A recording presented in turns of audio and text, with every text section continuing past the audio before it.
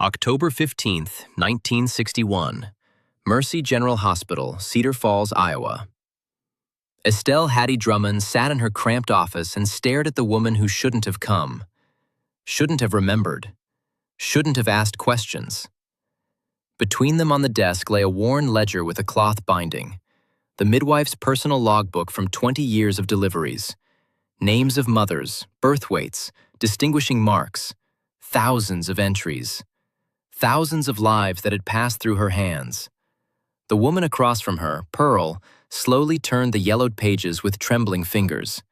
She was searching for one single entry. April 3rd, 1946. Girl, 7 pounds, 2 ounces. Crescent-shaped birthmark on left shoulder blade. Alive. Healthy. But in the hospital's official records, in the registration book that Estelle had seen with her own eyes 15 years ago, there was a different entry. April 3rd, 1946. Girl. Stillborn. Estelle watched as Pearl's lips moved, reading that line over and over. Watched the tears roll down her haggard face. Watched the last shred of hope crumble, or perhaps a terrible certainty take root. "You wrote alive," Pearl whispered, lifting her red-rimmed eyes to the midwife. "You wrote that my daughter was alive. Why did they tell me she died?" Estelle Hattie Drummond said nothing. Her hands, the same hands that had delivered thousands of infants, now lay clenched in her lap. She had known this day would come. For 15 years she had lived waiting for this conversation. For 15 years she had kept her ledger, recording the truth she dared not speak aloud. And now the truth sat across from her, demanding answers. To understand how it all began, you have to go back 20 years. To the day when Estelle first opened her ledger and made that first entry. May 1941. Estelle was 35 years old. She had worked as a midwife for 8 years, but every delivery still felt sacred to her. The moment when life enters the world. When that first cry tears through the silence of the delivery room. When a mother first looks at her child. It was holy. She never said this out loud. Such language made people uncomfortable in practical modern America. But deep in her heart, Estelle believed her work was a calling. Not to any institution or authority, to life itself. Mercy General Hospital in Cedar Falls was modest. 3 stories, walls painted institutional green, creaking wooden floors, and a perpetual shortage of everything. Bandages, cotton, disinfectant. The maternity ward occupied half of the second floor. 3 rooms for expectant mothers, 1 delivery room, and a tiny space for the attending midwife. The hospital's chief physician was Dr. Virgil Merritt Blackwood. He was about 40, tall and lean, with thinning dark hair and cold gray eyes. He wasn't cruel in the obvious sense. He didn't strike his staff or yell at patients. But there was something about him that made people instinctively look away. A coldness, a calculating quality. The sense that behind the polite phrases and professional smile lurked an absolute void. Estelle was afraid of him. Not the way you fear a tyrant. More like you fear a snake lying calmly in the sun but ready to strike at any moment. On that May night when it all started, Estelle was on duty alone. It was deep into the night. Somewhere outside, an owl hooted in the darkness. War was coming. Everyone could feel it, though America wouldn't enter for months yet. But for now, the world still clung to an illusion of peace. They brought in a laboring woman, a young farm wife from a nearby township. First baby, difficult labor. Estelle worked for 4 hours straight. The girl was born at dawn, tiny, bluish face, but alive. Estelle cleaned her, suctioned mucus from her airways, and heard that first cry. Weak but insistent. The cry of life. She wrapped the infant in a clean blanket and started toward the mother. But Dr. Blackwood stopped her at the delivery room door. He had appeared soundlessly, as always. He wore his white coat, though he wasn't on duty that night, which meant he'd come specifically for this. "Estelle, hand me the child," he said quietly. "Why, Dr. Blackwood? The baby's healthy. She needs to nurse." "Hand her over," he repeated, and his voice took on a metallic edge. Estelle slowly extended the bundle. Blackwood took the infant and walked into the corridor. Estelle stood frozen in the doorway. A vague dread was growing in her chest. 10 minutes later, the doctor returned. Alone. "Where's the baby?" Estelle asked. Blackwood looked at her with a long, appraising stare. "Didn't make it," he said evenly. "Heart gave out." "But she cried. I heard her." "You imagined it." Blackwood took a step closer. "Estelle, you're an experienced midwife. You know these things happen. An infant seems viable, but those are just final spasms. Stillborn. That's how we'll record it." He turned and walked down the corridor. Estelle could hear his footsteps fading into the darkness. She stood motionless. In her arms, she could still feel the warmth of that tiny body. She remembered the cry, weak but persistent. That was life. Not death. Life. When Estelle entered the mother's room, the woman was sleeping. They'd given her morphine, a strong dose that would keep her under for a day. In the morning, they would tell her the baby was born dead. She would weep, and then she would accept it. That was the way things were. Infant mortality was part of life, especially in rural areas, especially in those times. Estelle left the hospital at dawn. Cedar Falls was waking. Milk trucks rattled down Main Street, shopkeepers swept their storefronts. Somewhere in the distance, a factory whistle blew. An ordinary American morning. But Estelle walked home thinking only one thought. The girl had been alive. She knew it. She had held her, heard her cry. Where did the baby go? That evening, Estelle bought a thick ledger with a cloth binding at Woolworth's. She brought it to work and hid it in her desk, in the bottom drawer beneath a stack of forms. And she began keeping a record. Mother's name, date of delivery, baby's weight, distinguishing marks, alive or dead. The truth. Only the truth. She didn't know why. Maybe it was an attempt to preserve the memory of those who disappeared. Maybe insurance in case someone asked questions someday. Or maybe just a way to keep her sanity, holding on to reality in a world that felt increasingly unreal and false. War came 7 months later, December 7th, 1941. Estelle heard about Pearl Harbor on the radio. She stood in the town square with hundreds of other Cedar Falls residents and listened to the newscast about the Japanese attack, about mobilization, about coming trials. Women wept around her. Men stood silent with stone faces. Everyone understood that life had just divided into before and after. Cedar Falls sent its sons to war. The Larson boy, the Kowalski brothers, young Clifford Hennessy from the pharmacy. They left on trains, waving from windows, trying to smile. Many never came back. The town transformed. Rationing began.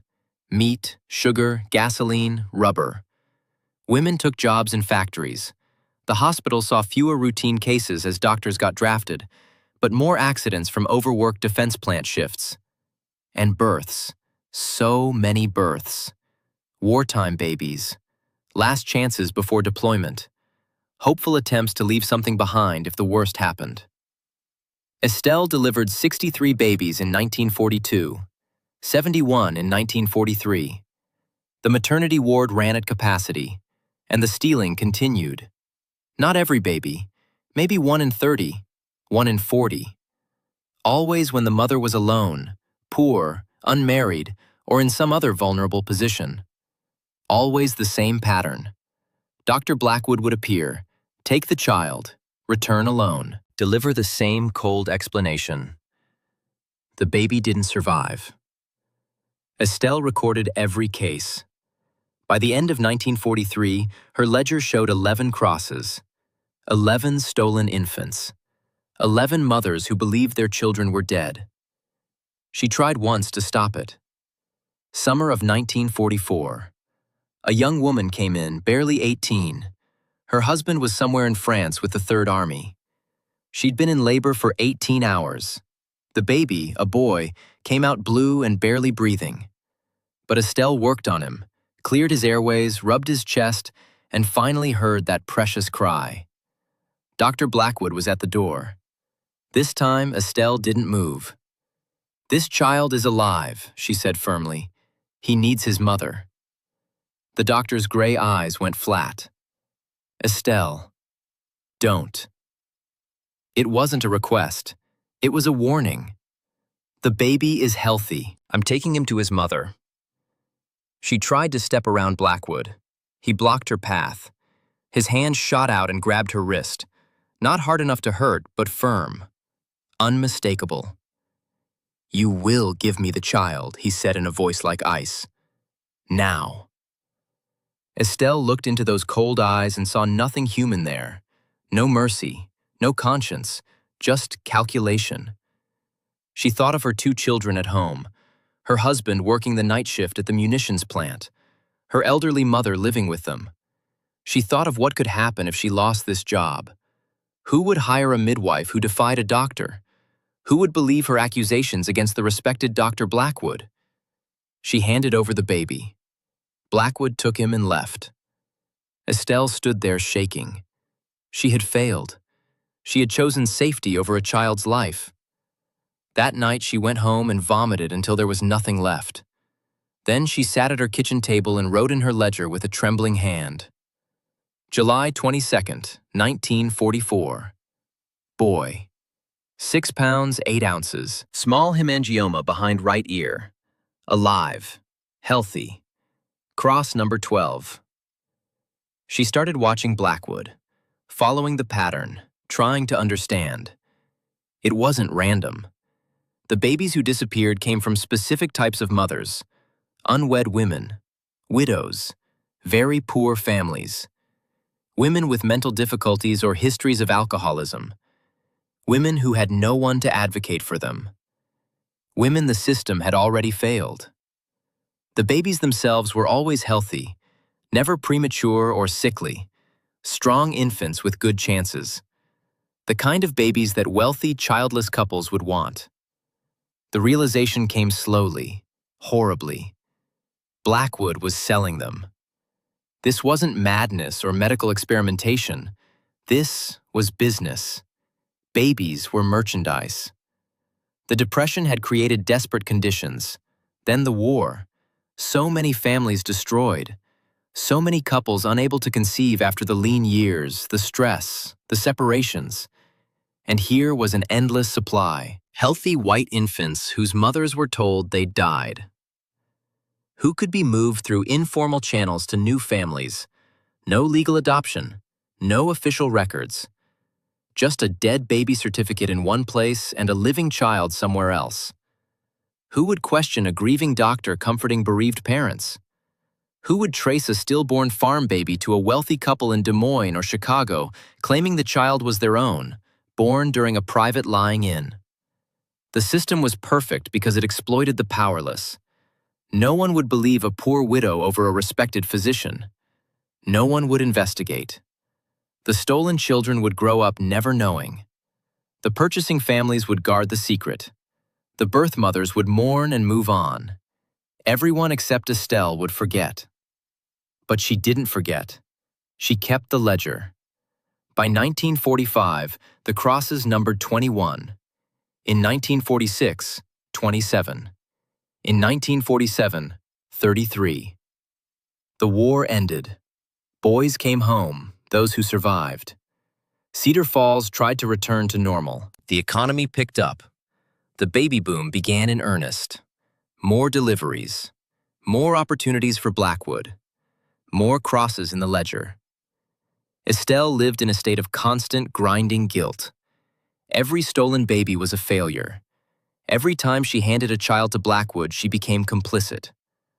But what could she do? Go to the sheriff? The sheriff played poker with Blackwood every Thursday. Go to the newspaper? The editor's wife had been treated by Blackwood when she was dying of cancer. He'd sat with her through the night, holding her hand. Who would believe accusations against Cedar Falls' most respected physician? Expose herself? She had a family to protect. And even if she came forward, what then? The families who bought the babies weren't monsters. Most probably loved those children, raised them well. The children themselves were happy, healthy, growing up in good homes with advantages they'd never have had with their birth mothers. Was it better to tear apart those lives for the sake of abstract justice? Or to let the lie continue? She didn't know. So she kept silent and kept recording, the only resistance she could manage. Then came April 3rd, 1946, the night Pearl's baby was born. Pearl Whitmore, 23 years old. Her husband had died at Okinawa. She lived with her mother-in-law in a farmhouse 12 miles outside town. The older woman was cruel, blamed Pearl for her son's death, made her life miserable. Pearl came to the hospital alone, in labor. No one with her, no one to witness. The delivery was hard, but the baby came through fine. A beautiful girl with dark hair and that distinctive birthmark, a crescent moon shape on her left shoulder blade. Estelle wrapped her and was about to bring her to Pearl when Blackwood appeared. By now, Estelle knew the routine. She knew what was coming. But this time, something in her rebelled. Maybe because she delivered Pearl's husband when he was born 24 years ago.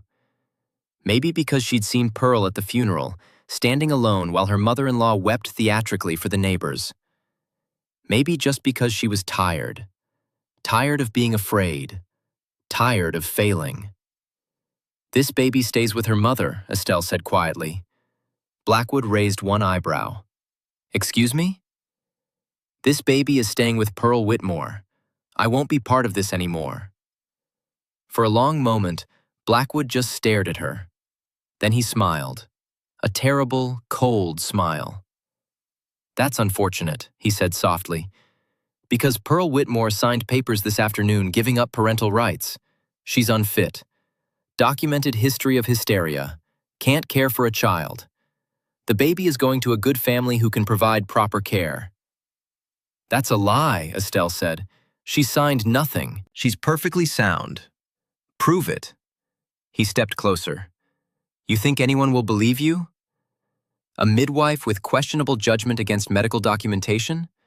Against the word of the chief physician? Against families who will swear that child is their natural born? You'll lose everything. Your job, your reputation, your family's standing in this community. Is that what you want?" Estelle stood there, the baby in her arms. She thought of Pearl sleeping in the next room, of the morphine in her system, of the lie she would be told when she woke. She thought of her ledger with its growing list of crosses. She thought of her own children. And she realized Blackwood was right. She would lose. He held all the power. "I'll remember," she said finally. "I'm recording everything. Someday someone will ask questions." Blackwood's smile widened. "No one asks questions. No one cares. These women are nothing. These babies are better off. And you're going to go home tonight, kiss your children, and thank God you have a job. Aren't you?" He held out his hands. Estelle, shaking, gave him the baby. Blackwood turned and walked away. That was the last baby Estelle ever handed over. Not because she had won, because she had lost so completely that resistance became impossible. She had looked into the abyss of her own cowardice and seen the truth. She would sacrifice these children to protect her own family. She would be complicit to maintain her security. She hated herself for it, but she would do it. And so she did. Baby after baby after baby. By 1950, the ledger showed 37 crosses, 37 stolen children. 37 mothers told their babies died. Some of those mothers moved away. Some remarried and had other children. Some sank into alcoholism or madness. Some adapted and survived. But Estelle saw them sometimes in town, recognized them. The ones who had lost. They had a certain look, a shadow in their eyes, a careful way of moving through the world, as if afraid to want anything too much, afraid of having it taken away again. She wanted to tell them, "Your child is alive, growing up somewhere, maybe 10 miles from here, maybe 500. alive. But telling them would accomplish nothing. The children were gone. The families who bought them would never give them back. Legal adoption proceedings could be fabricated retroactively, birth certificates altered. The system protected its lies. Telling the truth would only add knowledge of betrayal to the mother's grief. So Estelle stayed silent, kept her ledger, and waited. For what, she didn't know. Justice? Exposure? Redemption? Maybe just for the guilt to stop eating at her. But it never did. The 1950s passed. Cedar Falls prospered. New subdivisions went up on the edges of town. The hospital expanded, added a new wing.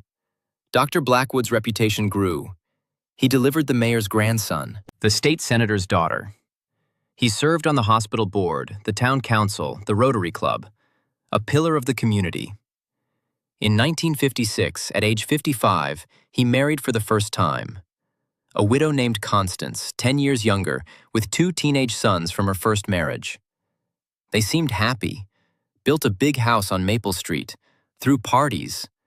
Blackwood mellowed slightly, smiled more, seemed almost human. The stealing stopped. Just stopped. The last cross in Estelle's ledger was dated March 1951. After that, nothing. Babies born, babies lived, babies went home with their mothers. Estelle didn't know why Blackwood quit. Maybe marriage had changed him. Maybe he'd made enough money. Maybe he'd just gotten older and the risk seemed greater. Or maybe, and this was the darkest thought, he'd switched to another hospital in another town and was still operating there. She didn't know and couldn't find out. She just recorded every birth faithfully. The truth. Always the truth. In 1961, Estelle was 55 years old. She had been a midwife for 28 years. The world had changed. Television, suburbs, rock and roll. The pill was coming. Women were smoking in public and going to college. But some things stayed the same. Babies were born. Mothers loved them. Life continued. That October day when Pearl Whitmore walked into her office, Estelle hadn't seen her in 15 years. Pearl had aged badly. Her face was lined, her hair gray. She looked 60, not 38. She wore a threadbare coat and carried an old purse, but her eyes were sharp, focused. "I need to see your records," Pearl said without preamble. "About my daughter, who was born in 1946, who you told me was dead." Estelle felt her stomach drop. "How did you know?" "About the records." Pearl sat down uninvited. "I didn't. Not for sure. But I always wondered. You looked at me strange that morning when you told me.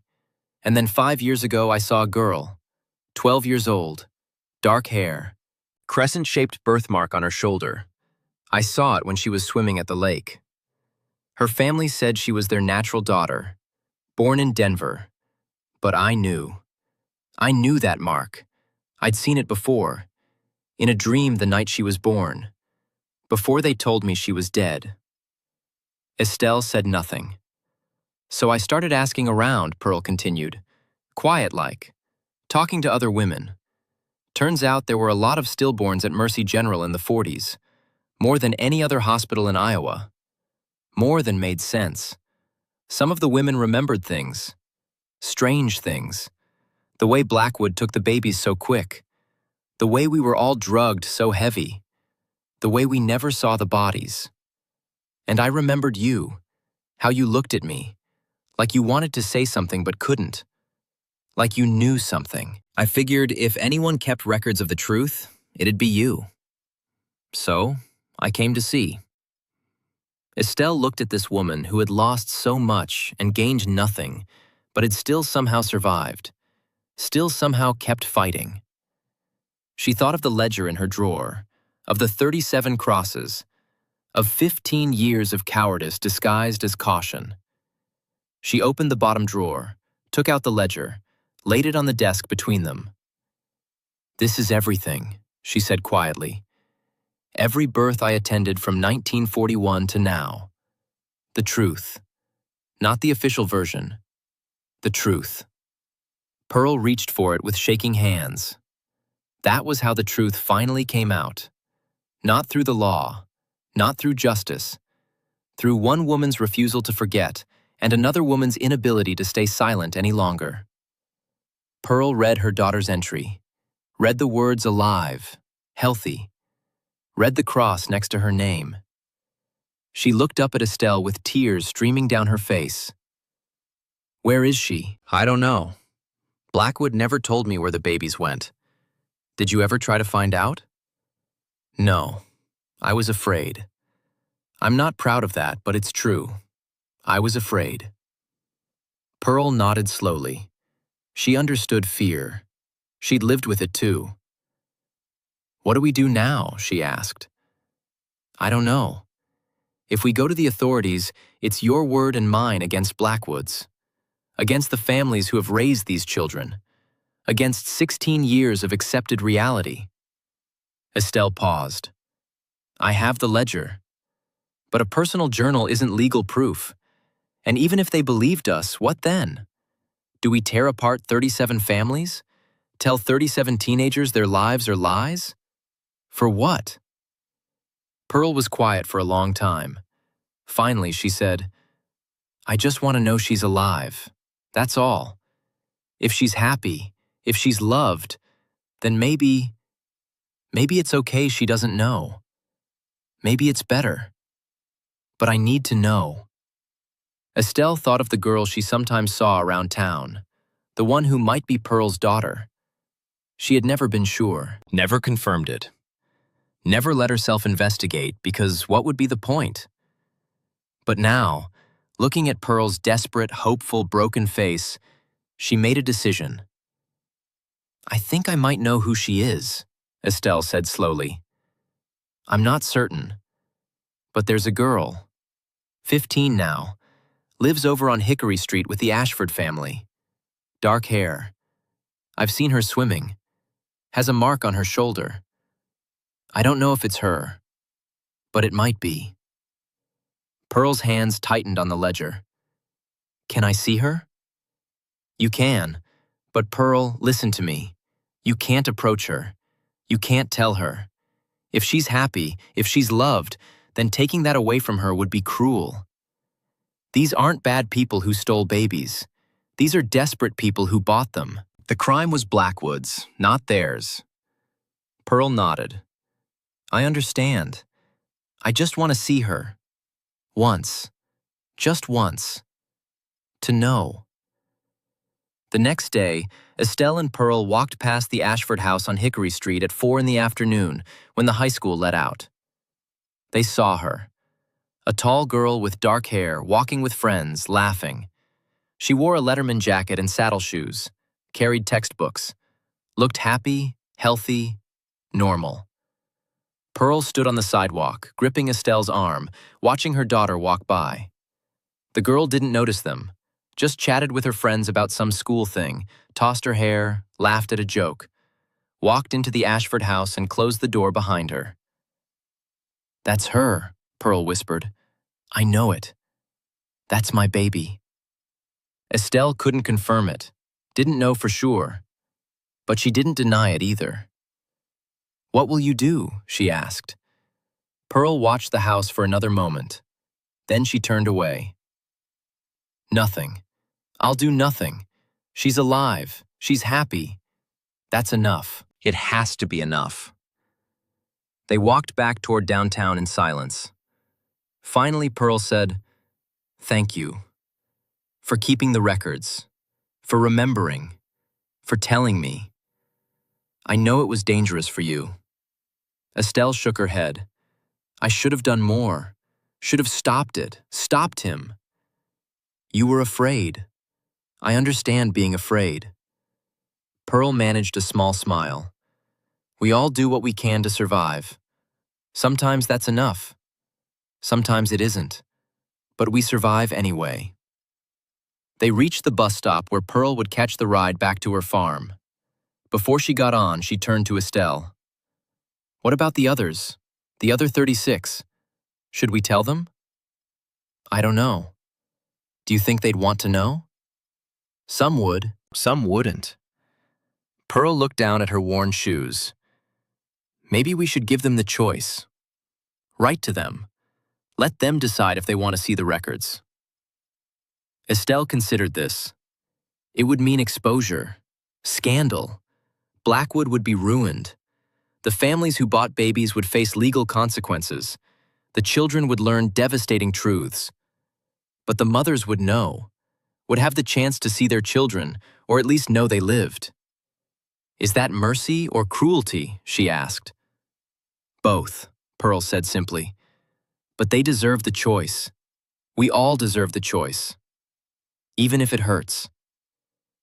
So Estelle began writing letters, 36 of them, to addresses she found in phone books and property records, to women who had given birth at Mercy General between 1941 and 1951 and been told their babies died.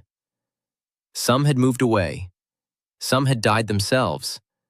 Some didn't respond. But 11 wrote back. 11 women who said yes. Yes, I want to know. Yes, I want to see the records. Yes, even if it hurts. I need to know. They came to Cedar Falls in November 1961. 11 women, ages 32 to 57. Some alone, some with husbands or grown children from later marriages. Estelle met them in the basement of the Congregational Church. She brought the ledger. They sat in a circle on folding chairs in the Sunday school room, surrounded by crayon drawings of Noah's Ark and the Good Shepherd. And Estelle read them the entries. Your daughter, born May 12, 1943, 5 pounds 7 ounces, strawberry mark on right thigh, alive, healthy, cross. Your son, born August 3, 1947, 7 pounds even, small cleft in chin, alive, healthy, cross. One by one, 11 entries, 11 stolen children, 11 mothers hearing for the first time that their babies had lived. Some wept. Some sat in stunned silence. Some demanded action, justice, retribution. And Estelle explained. Explained why she'd stayed silent.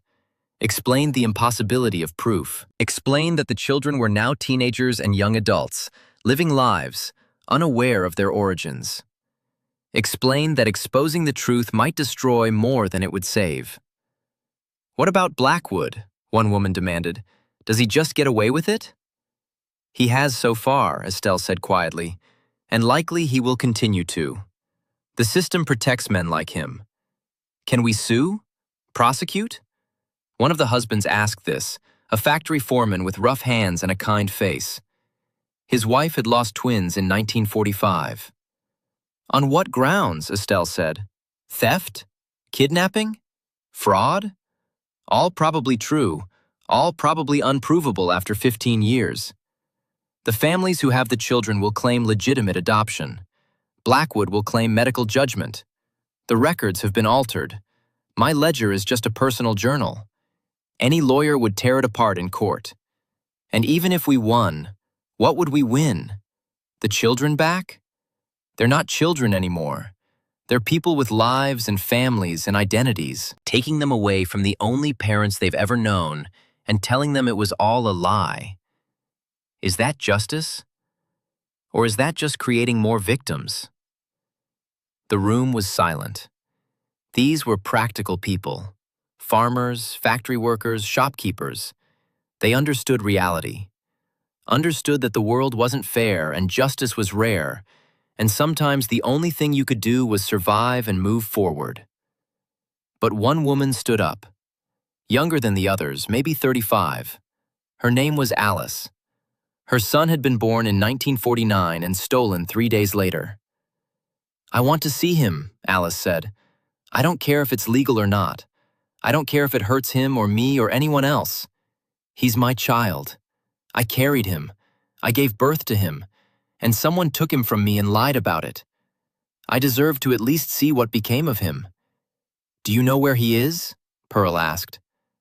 Estelle hesitated, then nodded. I think so. There's a boy, 12 years old now, Lives with a family named Durant, teacher and his wife.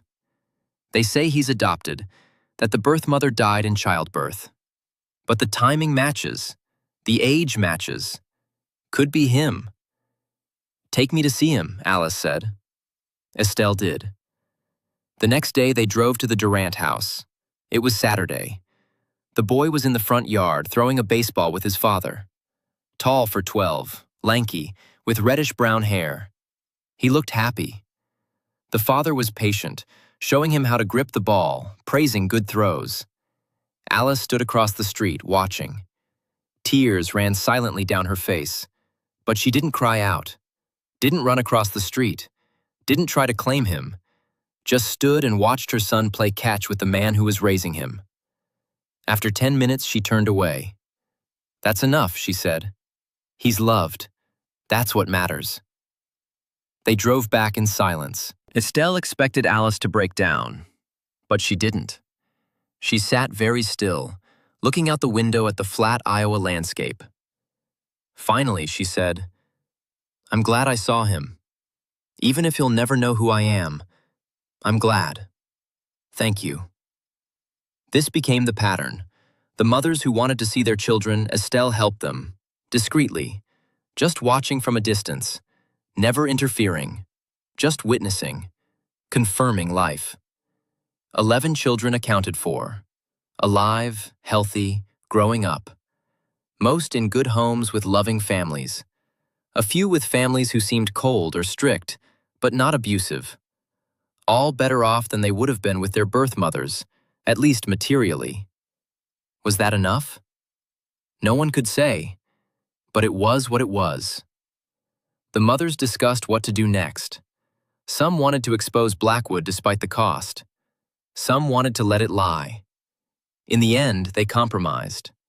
One of the husbands, a man named Roger whose wife had lost a son in 1946, went to the county prosecutor. Not with accusations, just with questions. What would hypothetically happen if someone discovered evidence of illegal adoptions from 15 years ago? The prosecutor, a young, ambitious man named Dalton Hayes, was interested. He asked to see the evidence. Roger brought Estelle's ledger. Hayes studied it for a long time. Then he shook his head. This is fascinating, he said, and damning if true. But it's not legally actionable.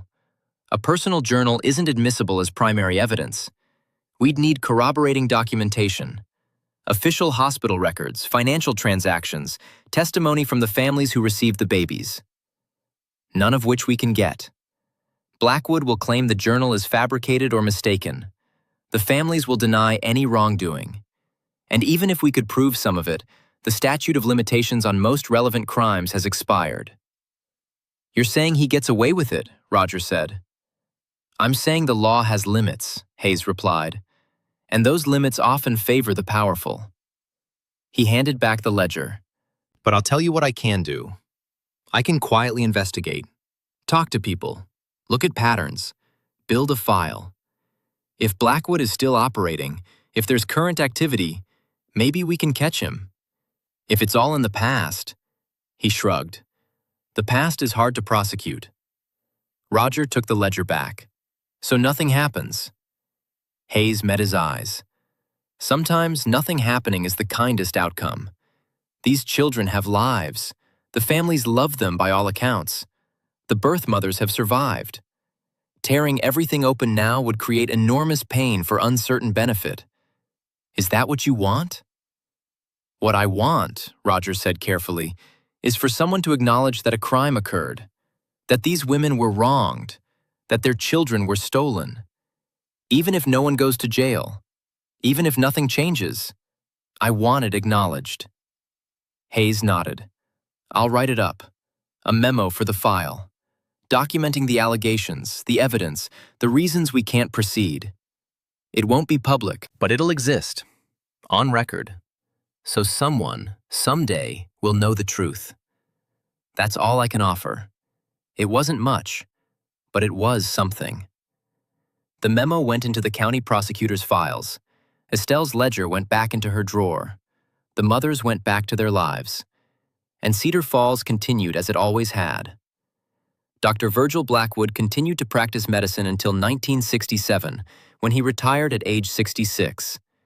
He received commendations, testimonials, a gold watch. The hospital held a dinner in his honor. Estelle attended. She sat in the back and listened to speech after speech about his dedication, his skill, his compassionate care. She watched him stand at the podium and accept the accolades with a modest smile. And she felt nothing.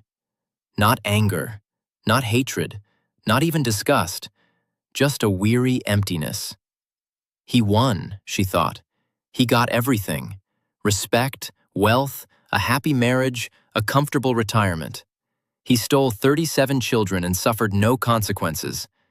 That's how the world works. The wicked prosper and the victims endure, and justice is a fairy tale we tell ourselves to sleep at night. Blackwood died in 1976 at age 75. Heart attack in his sleep. Quick, painless. Estelle heard about it on the radio. She was 70 then, retired for 4 years. She sat in her kitchen with a cup of coffee and listened to the obituary. Prominent physician, community leader, survived by his wife and stepsons, funeral at First Presbyterian, donations to the hospital foundation in lieu of flowers. She finished her coffee, washed the cup, went on with her day. And that night, alone, she took out the ledger and reread all 37 entries. 37 names, 37 crosses, 37 lives stolen but not lost, 37 people out there somewhere, living, breathing, unaware. That's something, she thought. Not justice, not redemption, but something. Estelle Hattie Drummond lived to be 87 years old. She died in 1993 in the nursing home where she'd spent her last 2 years. Her children found the ledger when they cleaned out her things. They read it and didn't understand at first. Then, slowly, horribly, they did. Her daughter Marianne, who had become a lawyer, wanted to take it to the authorities. Her son Daniel, a high school principal, argued against it. "What's the point?" he said. "Everyone involved is dead or ancient. The children are in their 50s now. You want to tell 50-year-olds their lives are lies? Blow up their families? For what?" "For justice," Marianne said. "For truth. For Mom." She kept this record for a reason. She wanted someone to know. Knowing and acting are different things, Daniel argued. Maybe she just wanted it recorded. Preserved. Not necessarily exposed. They compromised. Gave the ledger to the County Historical Society. It went into their archives with Estelle's other papers. Available to researchers, but not publicized. Truth hidden in plain sight.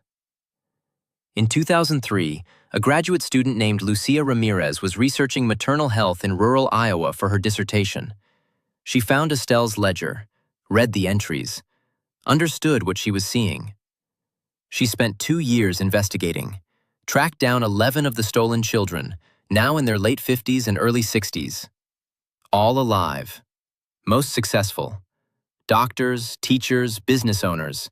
Good people living good lives. She tried to figure out if she should tell them. Conducted anonymous interviews with adoptees about their feelings toward birth parents. Read ethics papers about identity and truth. Consulted professors and therapists and lawyers. In the end, she told 2 of them. The ones she judged could handle it. A woman named Dorothy, 59, a school librarian in Minnesota, and a man named Frank, 61, a retired mechanic in Illinois. Both had always known they were adopted. Both had wondered about their birth parents. Dorothy wept when Lucia told her, then asked to see the ledger entry. Her real mother's name. Alive, healthy, the notation read. Dorothy sat with that for a long time. "She's probably dead now," Dorothy said finally. "She'd be in her 80s. "Yes, probably." "Did she love me? I mean, before they took me." Lucia showed her the prosecutor's memo from 1961, showed her the part about the mothers who came looking, about Pearl and Alice and the others who stood across the street from their children's homes, just watching, just needing to know they were alive. She loved you, Lucia said. They all loved their babies. That's why this hurts. Dorothy nodded.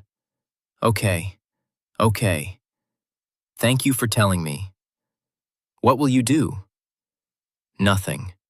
Dorothy smiled sadly. I had good parents. They're gone now, but they loved me, raised me right. I'm not going to dishonor that by claiming I was stolen. My birth mother made peace with it somehow. I can too. Frank had a different reaction.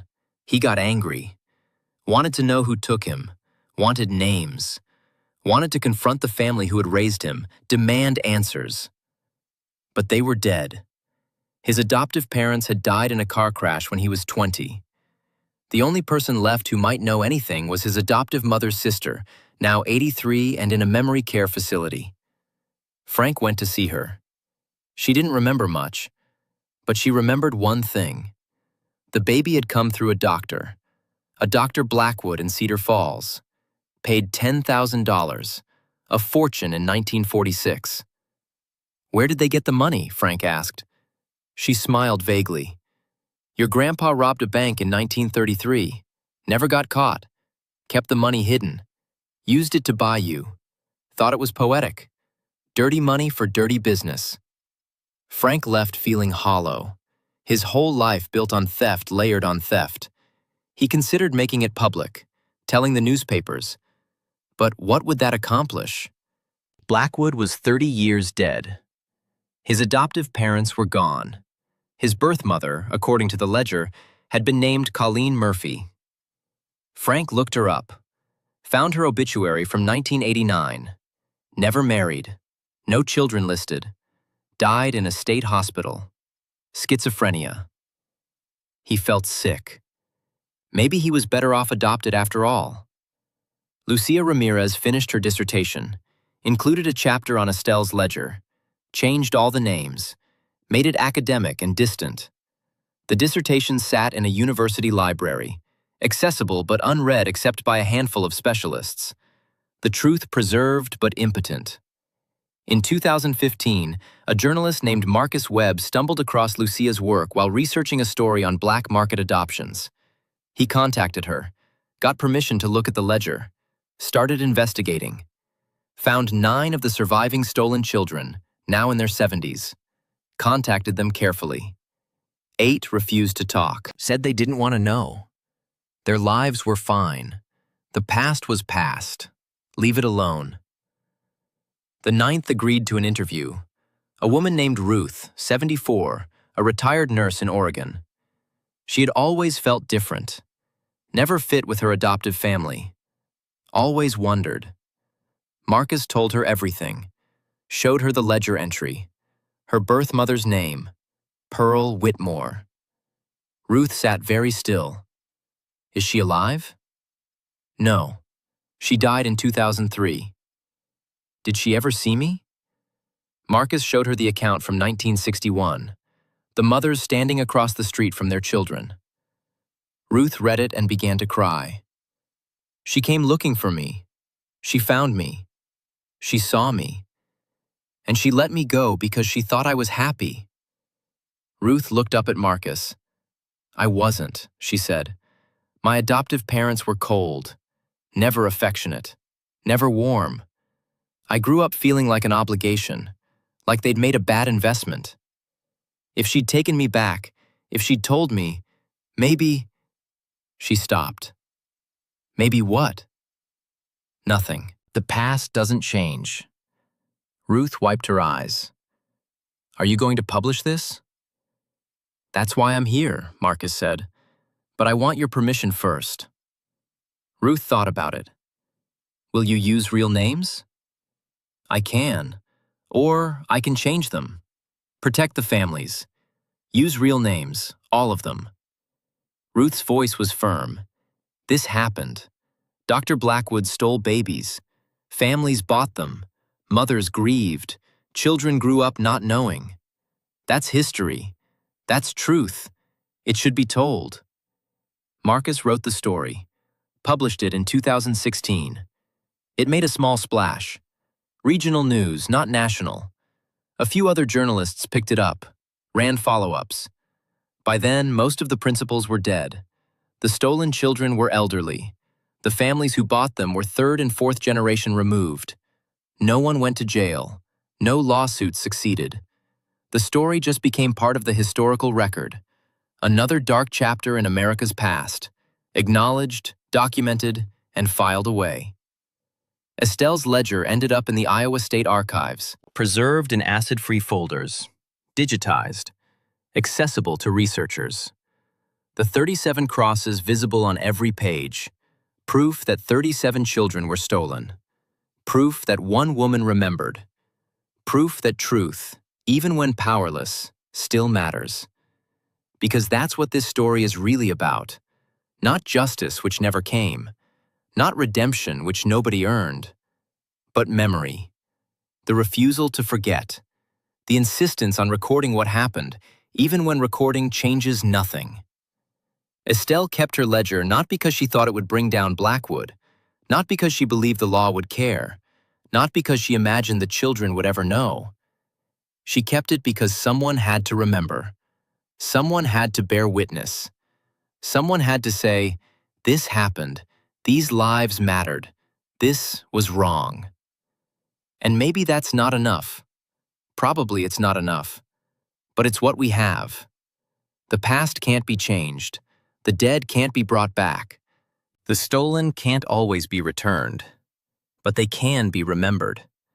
Their names can be written down. Their stories can be told. And maybe, just maybe, that's a kind of justice. Not the kind that punishes or restores, but the kind that acknowledges, that says, you existed, you mattered, you are not forgotten. 37 crosses in an old ledger, 37 lives stolen but not erased, 37 truths that survived despite everything. That's Estelle's legacy. Not heroism, not victory, just stubborn, faithful memory. And in a world that constantly pushes us to forget, to move on, to let go, maybe that's the most radical act of all. To remember, to record, to refuse to let the lie become the only truth. The ledger remains, the truth remains. And somewhere, descendants of those 37 stolen children are alive, walking around, living their lives, carrying in their DNA and their bones the evidence of what happened. They may never know, but the truth exists, in archives, in memory, in the careful handwriting of a midwife who spent 43 years delivering babies and 20 of those years recording sins she couldn't stop. That's the story. Not a happy one, not a just one, but a true one. And truth, even painful truth, even powerless truth, is still worth something, still means something, still matters. The crosses in the ledger prove it. 37 times over, they prove it.